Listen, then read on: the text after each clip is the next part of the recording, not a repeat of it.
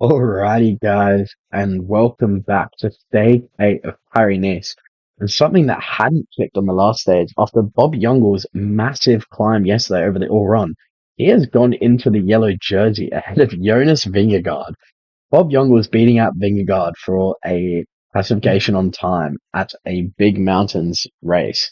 Would not have been on my calendar for the year. We love that for him, and I hope, personally, as an Ineos fan, that he can get himself over these three climbs within a minute and a half of Jonas Vingegaard. We have secured the best climber classification, so we're probably not going to go ahead and go into the breakaway today. Although we might send Matteo Trentin, although he's only 4 minutes up. And we're probably going to attack away on the Col de Quatre. Pumpkins. I hate having to say these names, but we finished in Nice, traditionally a sprinter stage, but I don't have faith in Alberto Danesi to get over um, with the rough mountain stats. So I think we might do a bailout plan of sending Matteo Trentin up. So Matteo Trentin from the main group with a Dora slash probably Alaphilippe tack away up this climb, and we're just going to set some tempo up the Col de la Porte and the Col de Pays. No idea. Um, but yeah, Bob Youngles to defend the yellow jersey, which we will keep an eye on, and we're going to probably stay in the group and set ourselves some tempo for a yet another and third stage win. And here we are with the breakaway flying away from the start. Although EF Education, I'm not happy with the makeup of it. Bacon Kolb up there, Bayer, Paripancha, Dion Smith, is that? Yeah. Guillaume Martin going again. I don't see any problem with this breakaway, so I'm just gonna let the AI do its thing.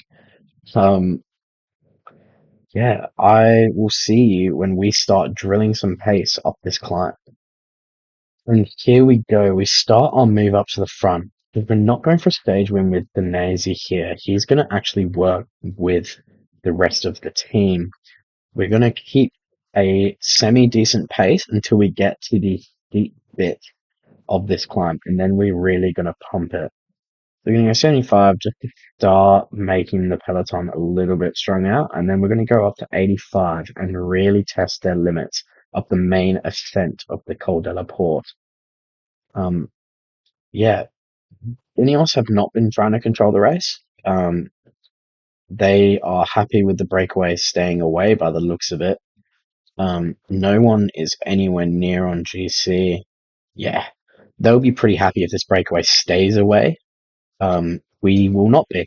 So we are just going to keep on riding at a half decent tempo and up and over this. Once we ascend, we're probably going to, if we've dropped some teammates, we might look to keep them away. If not, we're probably just going to wait till the Cop de Pale to really do anything crazy. We're at the point where we're going to hurt teammates' legs, but we're not really going to hurt leaders' legs, which I am perfectly okay with. And once we get to here, is where I start wanting to really put some hurt into the legs of our competitors.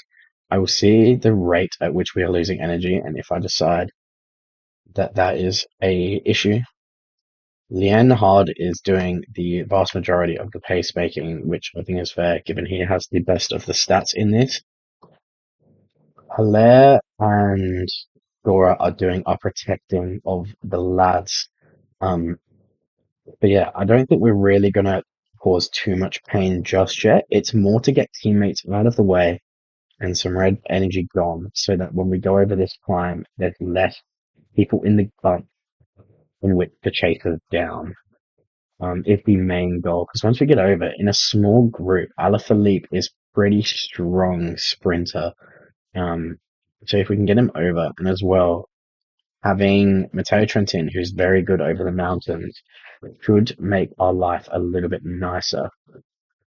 I don't think we're going to get anyone drop, but we are going to keep it strung out. Who's that? Evan Romeo crossing over to the breakaway, I think. Yeah, he is. Although he's run out of energy once he gets there. Now that we're up here, we're going to drop the pace back down to 70, and I will see you at the base of the next climb. Here we are going up the climb, and we are surprisingly not the one drilling the tempo so far. We are going to pop the energy gels, but there's only 2 and a bit K to go. And I don't think we've ditched anyone. We honestly are probably going to try and cause a split over the Col d'Azur.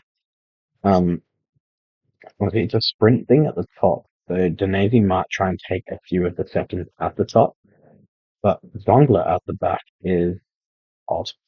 Um, so yeah, Christoph at the back. Like if we can get anyone sitting at the back just off, we are significantly happier. Um, is how I'm going to choose to put that. Where Ryan Mullen is drilling the tempo. To cause that split, we may actually use Marco Haller. I'm going to keep the tempo high to keep the peloton strung out. I want a lot of people towards the back, although Marco Haller has just had a puncture. We love for the lad. He's going to slowly make his way back up um, as we keep the peloton strung out. So just how hard it is for Haller to move up is exactly what I want it to be for people like Alexander Kristoff. Just a real struggle to get back up into the group.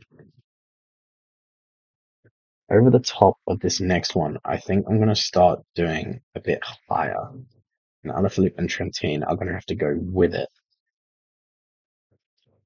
And here we go. The ascent start.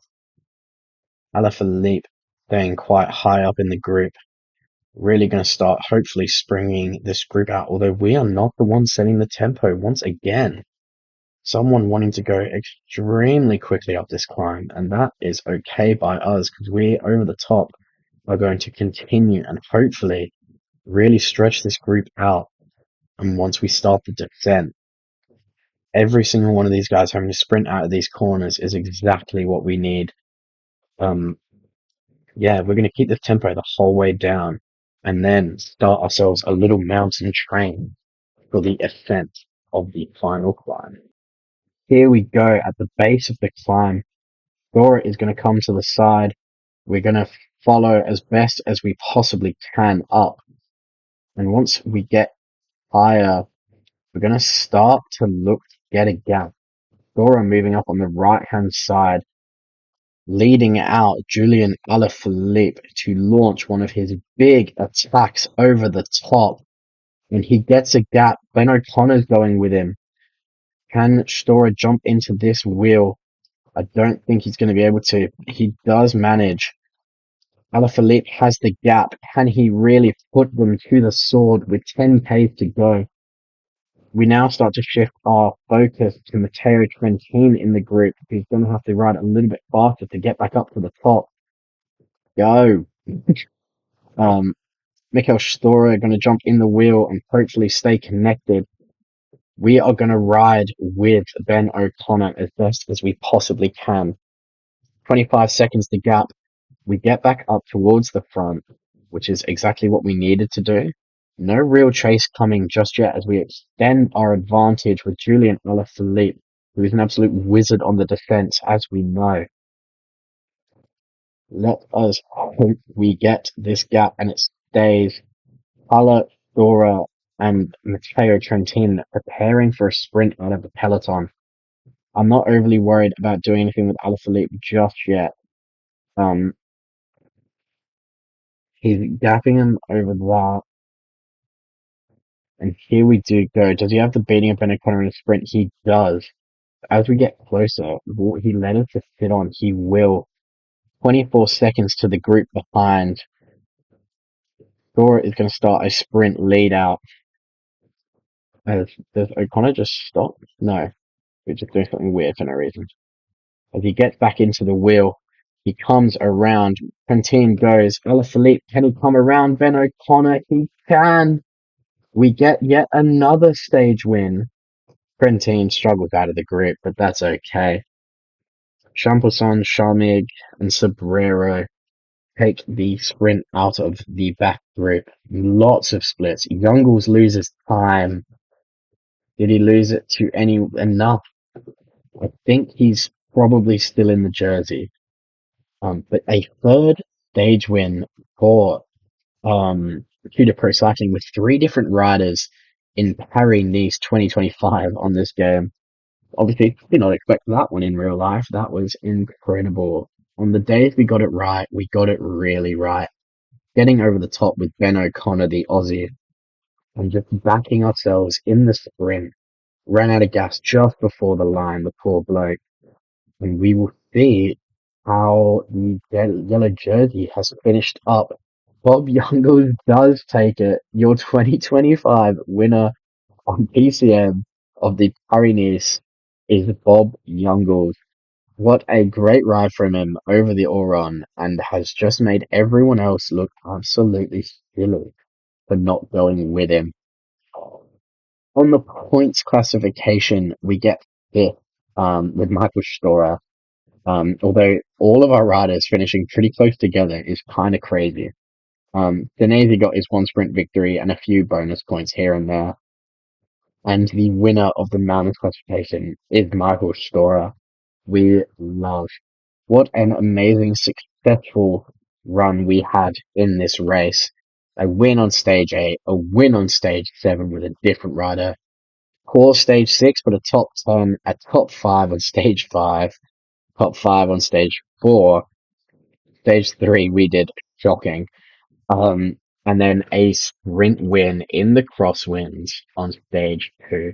We just made the most of what was going on the days on all of our stage wins. We forced gap on in the zone exposed to wind. We then forced a short stage into a 3-minute gap and just kept it going.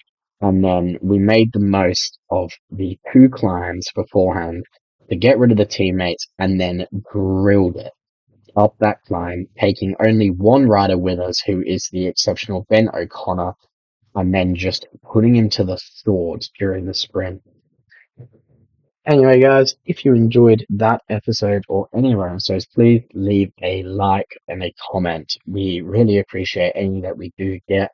And I will see you soon where we take on Tirreno Adriatico. See you soon.